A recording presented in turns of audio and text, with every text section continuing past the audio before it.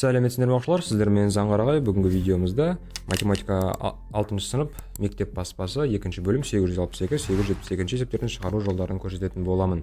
Видеоны бұрыннан қарап жүрген болсаңыз, сіз білесіз, бір тапсырманың ішіндегі барлық мысалдарын көрсетпеймін, бір ғана мысалын көрсетем. Соған қарап қалғандарын сізге орындауға көмек болсын деп түсінікті ма? Видео бастамас бұрын мына шарттарды орындаңыздар, каналға жазылып, қоңыраушаны қосып, пікір қалдырып, достарыңызға осы видеоны жіберіңіздер, олар да тапсырмаларын түсініп отырып орындасын. Так, сонымен қатар менің өзімнің онлайн платформам бар екенін ұмытпаңыздар. Бұл платформада барлық тақырыптардың түсіндіру видеолары бар, сілтеме видеоның астында. Сонымен бастайық.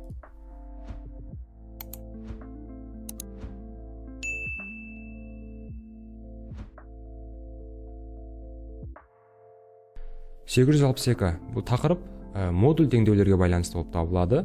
Мысалы, 1, 1,7, 5,7, -1,7, -5,7, екі сандарының арасынан мына теңдеулердің түбірлері болатын сандарды теріп жазыңыздар дейді. Қараңыздар, жалпы модуль теңдеулерді қалай шешеміз? Мысалы, біріншісі, егер модуль x тең 1,7. Егер мына жерде модуль болмағанда x тең 1,7 деп теңдеу жалпы өзі жауабы шығып тұратын еді. Модуль болғаннан кейін біз ары қарай жалғастырамыз. Модульді біз алып тастаймыз дағыны. Мынау 1,7-нің алдына плюс және минус таңбаларын қоямыз. Демек, бір жауабы x тең плюс 1,7, бір жауабы x тең болады минус 1,7 болып табылады балалар. Ана екіншісін тура осылай орындайсыңдар. Яғни мына теңдеудің жауабы, мынау модуль x тең 1,7 теңдеуінің жауабы 1,7 және минус 1,7. Демек, мына жерден мынау біздің жауабымыз болып табылады, және де мынау біздің жауабымыз болып табылады балалар. Түсінікті ма? Енді балалар екіншісінің қараңыздар. Енді бұл жолы екеуінде көрсету керек болып тұр, өйткені сіздерге жақсылап түсініп алу үшін. X қосылған 2 тең болады 3,7. Енді мына жерде x жалғыз өзі тұрғандықтан жауабын бірденен плюс-минус 1,7 деп жаздық қой. Енді x жалғыз өзі тұрған жоқ, мына жерде модульдің ішінде x плюс 2 тұр. Бұндай жағдайда не істейміз? Біріншіден сыртындағы сандардан құтылып аламыз. Сыртында ешқандай сандар тұрмаса, сыртында көбейтіліп тұрған сандарды бөлу қылып, қосылып болып тұрған сандарды азайту қылып жібереміз ғой. Сыртында ешқандай сан жоқ модульдің сыртында. Сондықтан біз модульді алып тастаймыз. Модульді алып тастаймыз да, мына 3,7-нің алдына плюс және минус таңбаларын қоямыз да 2 теңдеу шығарамыз. Біріншісі x плюс 2 тең плюс 3,7 деген теңдеу. Екіншісі x плюс 2 тең минус 3,7 деген теңдеу балалар. Міне осы теңдеуді кәдімгідей алдыңғы сабақта өттік қой, бір айнымалысы бар сызықтық теңдеулер шығару, сол секілді шығарасыздар. Мына жерде 3,7-ден 2-ні азайтамыз, сонда 1,7 қалады. Дұрыс қой. Ал мына жерде минус 3,7 минус 2 болып барады, сонымен бұл жерде қосылады екен, минус 5,7 деп.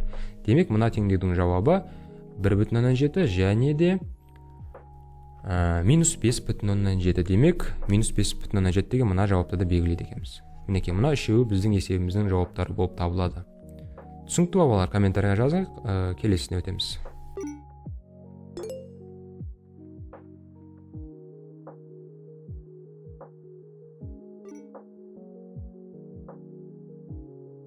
Так, 863 дегенім ғой, балалар.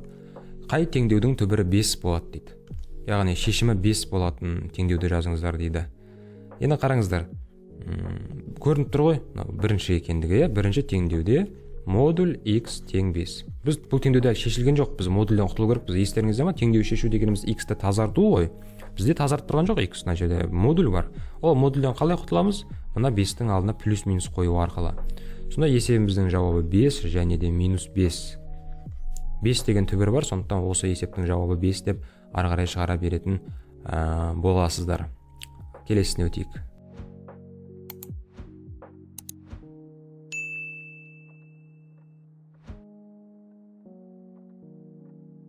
Так, 864.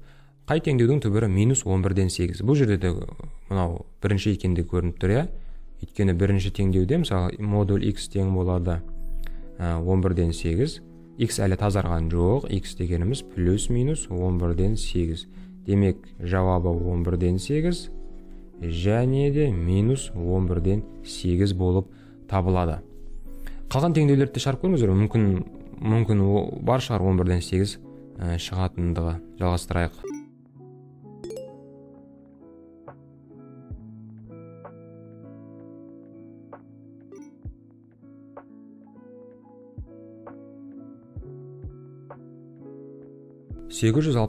Теңдеуді шешіңіздер дейді. 3 теңдеуде бірдей шығады. Иә? 3 теңдеуде бірдей шығады. Мысалы, екіншісі x модульдің ішінде тең болады 300,7 дейді. Модульді алып тастаймыз дағына, 300,7-нің алдына плюс минус қоямыз да. Бір жауабы 300,7, ал бір жауабы минус 300,7 болады. Мына біріншісінде плюс минус 53, екіншісінде плюс минус 19,17-ден 7 деп жазыңыздар. Жалғастырайық.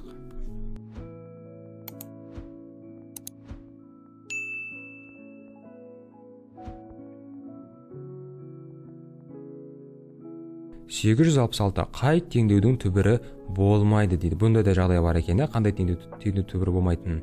Балалар, біліп алыңыздар. Теңдеудің, сіздер білесіздер ғой, модульден әрқашанда оң таңбалы сан шығатын. Сондықтан ешқашанда біз модульді бір қандай да бір теріс санға тең деп жаза алмаймыз. Түсіндірсіздер ма? Мысалы, мынандай модуль x тең болады минус, мысалы 10 деген секілді көрсеңіздер, яғни модульді минусқа теңестіріп тұрса, онда бұндай есептің жауабы жоқ. Міне, теңдеудің түбірі болмайды деп айтасыздар. Егер мына жерде минус тұрса, онда минус пен минус жойылады. Есептің жауабы бар болады, бірақ бізде модуль x тең минус 10 деп тұрса, бұлай осындай есептің жауабы жоқ болады.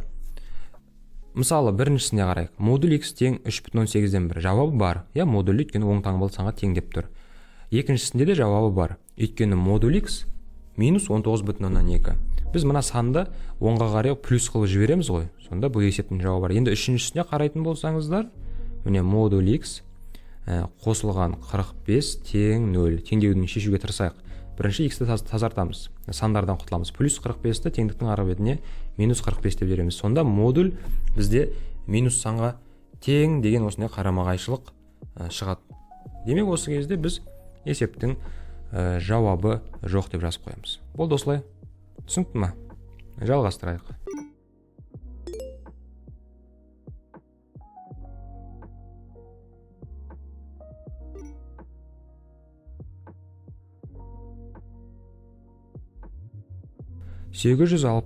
Теңдеудің түбірлерін табыңдар дейді.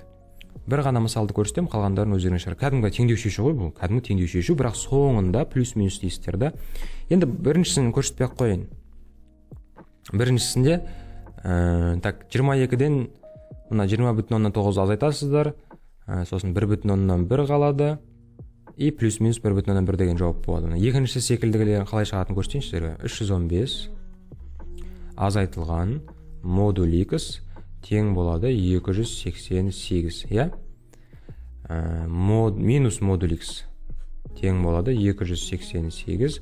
Мына плюс 315 минус 315 болып барады. Сонда минус модуль x тең болады 288-ден 315-ті азайтуымыз керек. Яғни 315-тен 288 азайтамыз, болады 27, яғни минус 27. Екі жақтағы минус қысқарады балалар. Сонда модуль x тең болады 27. Есептің екі жауабы бар. Плюс минус 27. Біреуі плюс 27, екіншісі минус 27 дегендей. Түсінікті ме балалар? Жалғастырайық.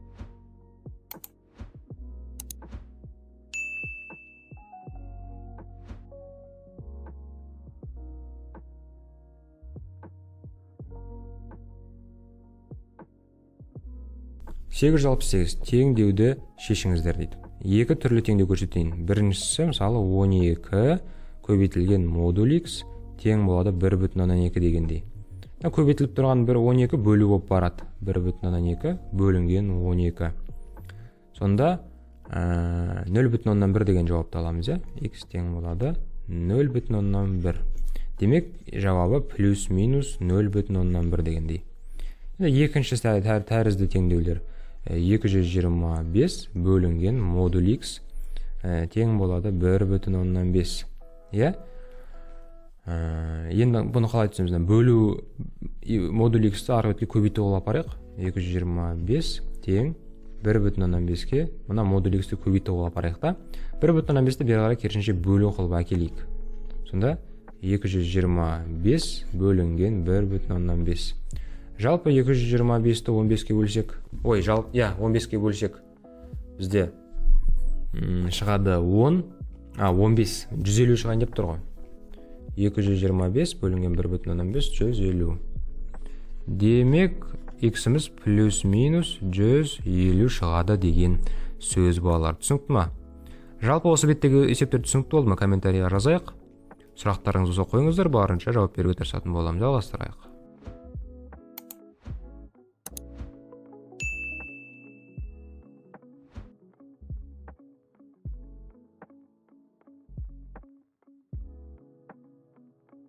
$869. Мен бұл жерден қазір сіздерге тек үшіншісін көрсеткім келіп тұр. Мысалы 19 модуль x азайтылған 17 тең болады 16 модуль x. Бірінші модуль x деді бір жаққа жинаймыз. Яғни 19 модуль x, ана 16 модуль x-ті бері қарай минус 16 модуль x қылып әкелеміз да, минус 17-ні плюс 17 қылып апарамыз. Теңдіктің оң жағына. 19 модуль x-тен 16 модуль x-ті азайтатын болсақ, бізде қалады 3 модуль x. Міне, сосын бар көбейту 3-ті 17-ге бөлу қылып апарамыз. 17 бөлінген 3. Сонда араласқа айналдыратын болсақ, 5 жердегі 3 15, 2-ні қоссақ 17. Модульді алып тастаймыз дағына, мына санның алдына плюс-минусты қоямыз. Бір жауабы плюс 5,3-тен 2. Бір жауабы минус 5,3-тен 2. Есептің арқашында 2 жауабы болады модуль x-те. Міне осылай, егерде 2 модуль көрсеңіздер, қорқудың қажет жоқ, оларды ұқсас мүшелер ретінде біріктіретін боласыздар. Жалғастырайық.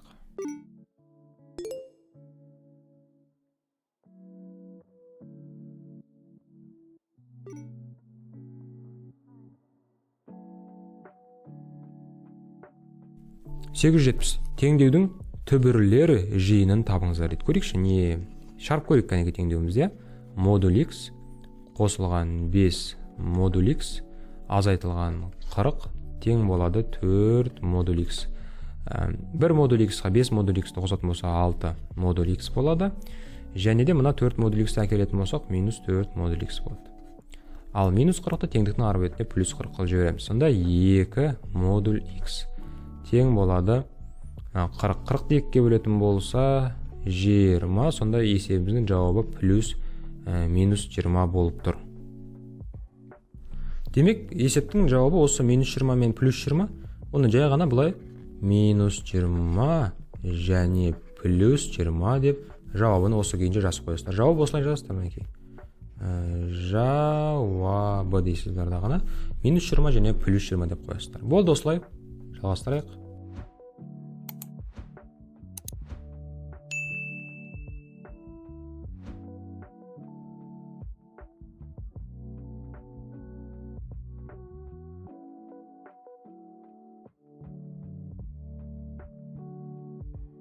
Келесі нөмірі 871-ші есеп. X-тің қандай мәндерінде теңдік тура болады дейді. Бұл жерде де сол жаңағы не істейміз? X біріншісіне қарайтын болсаңыздар, x плюс 1 модульдің ішінде тең болады x плюс 1. Бұл жерде айырмашылығы модульдің ішінде де x бар, және де модульдің сыртында да бізде x бар екен. Демек, x плюс, тағы да модульді алып тастаймыз дағына, x плюс 1-дің алдына плюс минус қоямыз. Бұлай мінекей. Яқта 2 x плюс 1 болғаннан кейін, 2 сан болғаннан кейін алдына плюс минус қоямыз, бірақ алдына жақшамен жазамыз. Бағаннан бері жалғыз бір сан тұрды ғой. 20 деген секілді плюс минус қоя салатын ек қой. Бізде екеуі қосылғыш болып тұрғаннан кейін жақшамен жазамыз. Плюс минус x плюс 1 деп. Келістік па? Мінекей. Енді осының плюсын шығарамыз. X плюс 1 тең болады x плюс 1. Бұл жерде 0 x-терді 0-дері қысқарып 0 тең 0 деген аламыз. Келесі x плюс 1 тең болады минус x минус 1 болады. X қосылған x тең болады минус 1 минус 1. X-қа x-ті қосатын болса 2x және де минус 2. X тең болады минус 1. Мінекей. Демек, жауабы минус 1 деген сөз. мына x-тер қысқарып кетті, ал мына бізде жауап -1 шықты. Жауабы мінекей -1 дейсіздер дағыны бұлай жақшаға жазып қоясыздар. Осы біздің жауабымыз болады. Ал егерде балалар мына модуль жоқ болғанда, кәдімгі қарапайым ешқандай модульсіз бір айнымалы сызбалар теңдеулер шешкен кезде, онда егерде x-тер қысқарып кетіп, бұлай теңдіктің екі жағында тура санды теңдік шығатын болса, онда барлық нақты сандар жиыны дейтін еді, кез келген санды x-тің жауабы қылып жазуға болатын еді. Иә? Ал бізде модуль бар ғой, сондықтан тек қана нақты шыққан -1 деген жауапты ғана аламыз. Түсінікті болды ма балалар? Жалғастырайық.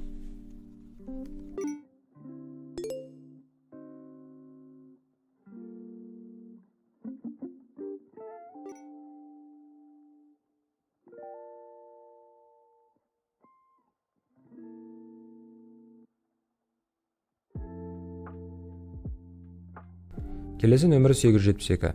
А-ның қандай мәнінде модуль ішіндегі 10 - x тең а теңдеуінің түбірі болады, түбірі болмайды, немесе түбірі 0-ге тең, түбірі 10-ға тең болады деген жаңағы есептер мына жерде. Иә? Так, енді біріншісі. Мынау 10 - x тең а. Бізге осы теңдеудің түбірі болу керек. Енді балалар, теңдеудің түбірі болады, мен сіздерге айттым ғой. Мынау модуль оң санға тең болса, демек мынау біздің а оң сан болса болды. А 0-ден үлкен болса, онда теңдеудің түбірі бар. Түбірі болады, немесе түбірі бар деп айтсаңыздар болады. Мысалы 5 деген секілді. 10 - x модуль x тең болады 5 мысалы. Осы теңдеуді шешуге болады. Иә? 10 - x дейсіздер, плюс -5 деп қоясыздар. Сосын плюс 5-ін и -5-ін шығарасыздар. Оны жазудың қажет жоқ деп ойлаймын бұл жерде. Қандай мәнінде деді ғой.